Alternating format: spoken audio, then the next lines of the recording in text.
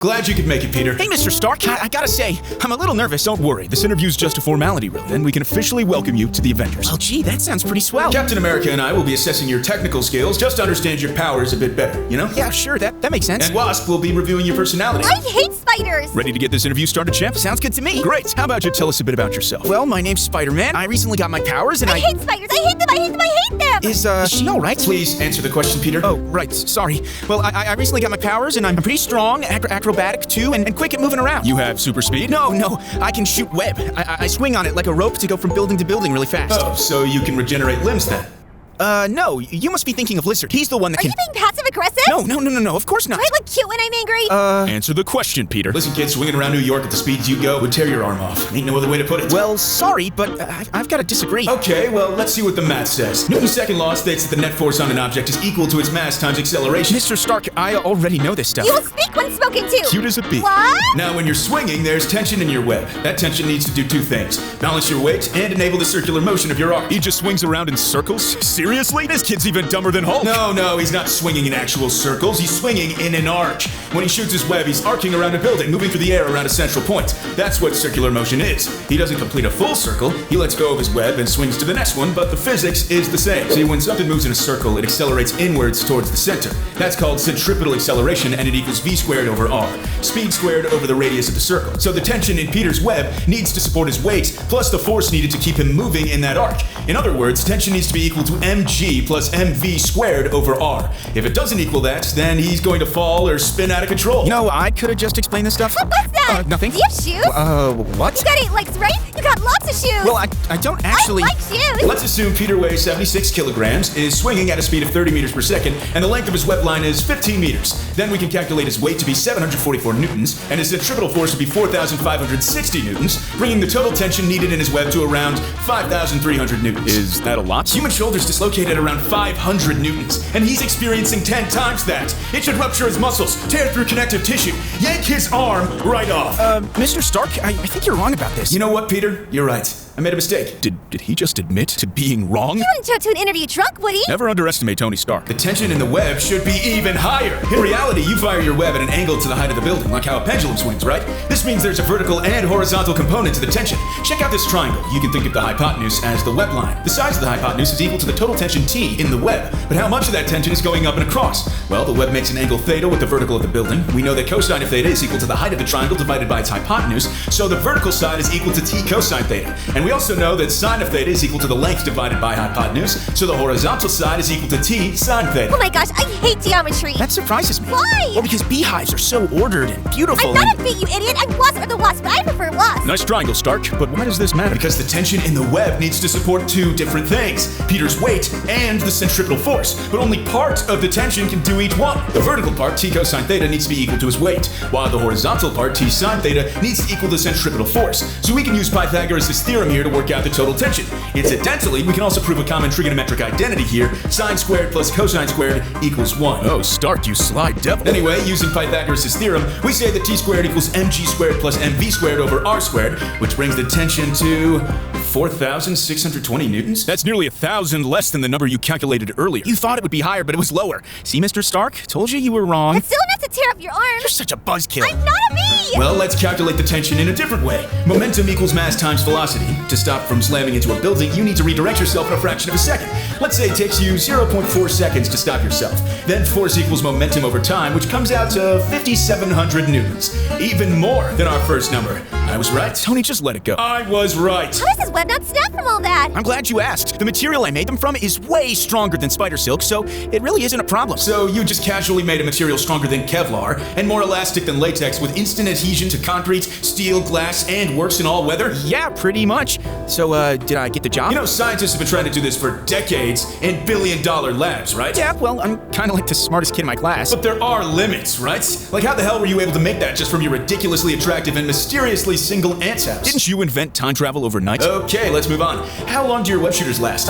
Usually a few days. You sound unsure, Peter. How about I work it out for you? Let's say your web has a radius of 1 millimeter and stretches 15 meters long. It's basically a cylinder, so the volume is equal to the area of the circular base times the length of the web. Pi r squared times length comes out to around 4.7 times 10 to the minus 5 meters cubed. So each of your web lines has a volume of 47 milliliters, which is around a seventh of a can of Coke. Sprite's way better than Coke. That's Cap. Oh my gosh, okay, so one time I was drinking Coke and I spilled it all over my shirt. And it was like such a mess, so I had to go shopping, but I totally forgot my wallet. So I'm just standing there like on a street corner, and then a bunch of guys Why show did up Black and they say, Widow "Can you have help to me?" be But they busy want me today? to. Your web shooters are way smaller than a can of Coke. Let's assume a shooter can hold 30 milliliters. You have 2 of them, bringing your total web volume to 60 milliliters, which is just enough for 1.27 web slings. You literally got 1 full web sling before you run out. No, that's wrong. I'm Spider-Man. I swing everywhere all the goddamn time. Language? Sorry, Miss Wasp. You wish, kid. Nah, you get 1 sling, and you need both shooters for it too. Need to cross your arms or something. Don't know how the hell that worked, but hey, you're a genius, so I'm sure you can figure it out. Well, aren't there versions of him that make a web organically? Wouldn't that work? No, that's even more of a problem. Assuming Spidey does 100 web slings per night, then using the same math as before, he'd need around 5 liters of web. Web is protein-based. That's what spider webs are mostly made from. 5 liters of protein is about the same as 5,000 grams, so he'd need to eat nearly 1,000 raw eggs to do those 100 slings. Ain't no way his broke ass is affording that. I hate being poor. Wait, you have a job? Yeah, being Ant-Man's other half, duh. No wonder he's depressed. If you make the web yourself, then each sling should be killing you.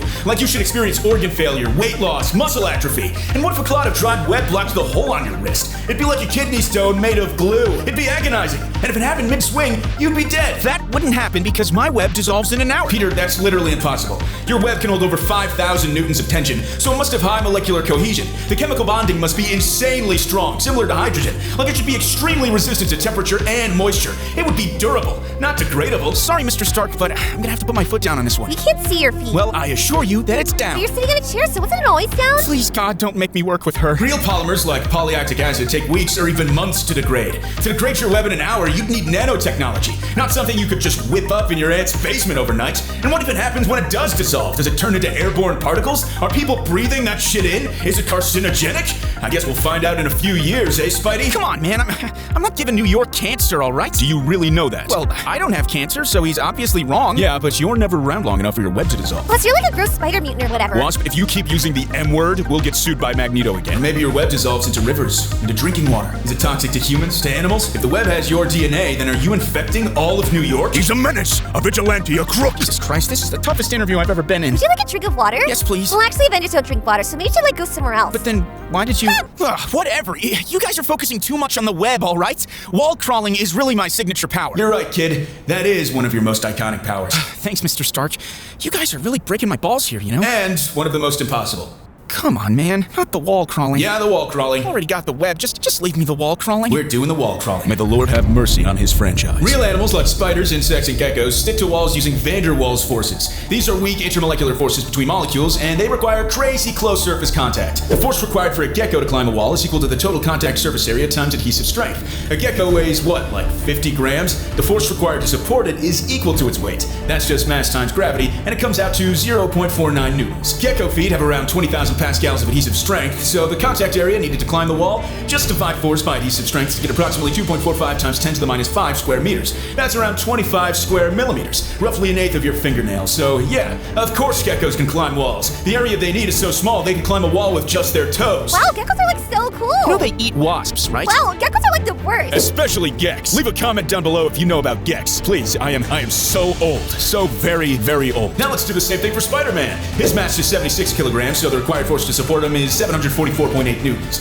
Let's use the same adhesive strength that geckos have. Then the total area he needs is 744.8 divided by 20,000, which is around 372 square centimeters. The palm of an adult male's hand is around 120 square centimeters, so even with both hands on a wall, he should fall. He certainly shouldn't be able to do it with one hand, and definitely not just with a few fingers. He'd need 2 hands and a foot, or 2 feet and a hand, to be in contact with the wall at all times to actually crawl up it. You're saying a goddamn gecko is better than me? Language! I don't care. I'm allowed to be angry, okay? I'm the amazing Spider-Man. I crawl up walls, okay? It's what I do. Actually, breaking physics is what you do. Nice one, Tony. It wasn't even that clever. Kind of like your powers. Nice one, Wasp. Oh my gosh, like this is so much fun. We should totally do this more often. You're all wrong, all right? I'm not running out of web, and I'm not falling off walls. My spider sense would warn me if that was gonna happen. Your what? Haven't heard of it? Well, it's only my best power ever. It's kind of like a sixth sense. Alerts me to danger. Like if the bad guy's gonna punch me or thinking about punching me. Thinking about punching you? You can read minds?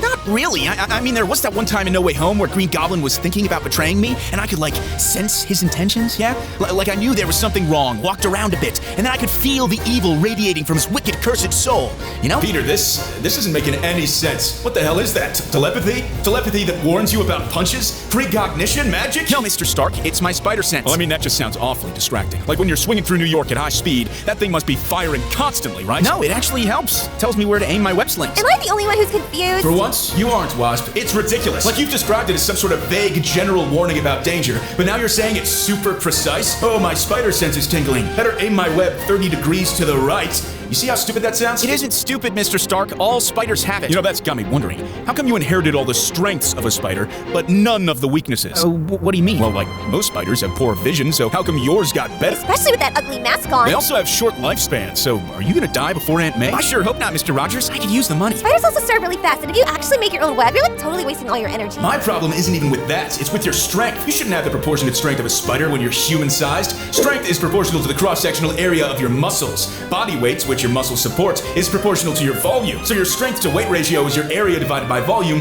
which is 1/L, where L is your length. That's why small animals like ants and spiders are proportionally strong. They have small volumes, and so the strength to volume ratio is really big. But the bigger you get, the more this ratio works against you. Like if a spider can lift 50 times its size and it grows 100 times bigger to become a human, then its proportionate strength went from 50 times to 0.5 times. A human-sized spider couldn't even lift its own body. So how did you get stronger? This is why I'm super strong when I'm tiny. Is it also why you're so annoying? No, that's because I don't like you. I miss Buggy. Also, some spiders eat their own mates. Though I guess that's not a big deal for you since you're a lonely, single, pathetic loser, right? Well, it wasn't always that way. I had a girlfriend. Had? Yeah, she died. Oh my God, Peter, I'm so sorry. What happened? Gwen, she fell off a building, and I stopped her, yeah, but I stopped her too quickly, and well, I accidentally, her neck, Peter, this is awful. How tall was the building? It was about 100 meters. And how much did Gwen weigh? How much did she? Please, Peter, this is very important. I don't know, I guess like 55 kilograms? Sounds like you stopped her really fast. Maybe in a tenth of a second? Yeah, something like that. Gwen Stacy falls off a 100-meter building. She weighs 55 kilograms. Our hero stops her just before she hits the ground in a tenth of a second. But what force did she feel, I hear you ask? Wait, what? What are you? Well, her final velocity is equal to the square root of 2gh, where h is the height of the building, and g is the acceleration due to gravity. Anyone know what value g has? 9.8 meters per second squared. Right you are, Wasp. That means Gwen's final velocity comes out at around 44.3 meters per second. What are you doing? Now, the killing force is equal to Gwen's momentum divided by the time it takes Peter to stop her. Anyone know the formula for momentum? Mass times velocity. Mass times velocity. Good job, Rogers. And for a pretty little thing like Gwen, that's 55 times 44.3 divided by 0.1, which is 24,000 newtons. Why did you calculate that? That's 24,000 newtons applied upward through her spine and suddenly halted at her neck when the web tightens. It's more force than a guillotine. It's like swinging a fridge full of cement at a baby deer. Don't you think I feel bad enough? It's the same as an industrial-grade log splitter, Pete. Those are for tearing trees in half, and you used it to catch your girlfriend. Okay, just shut the hell up. Did I get the job, or didn't I? Sorry, kid, but your powers are stupid. My stance on spiders being ugly hasn't changed. Look, it's nothing personal. We just don't really want to work with people who break the laws of physics. You understand, right? Yeah, sure, of course. Well, I appreciate your time. Oh, hey, can I ask a question? Of course you can, kid. Fire away. Well, I was just wondering, Captain America, how does your shield work? Welcome to the team, kid. I love spiders. Peter, you're officially an Avenger. Heck yeah!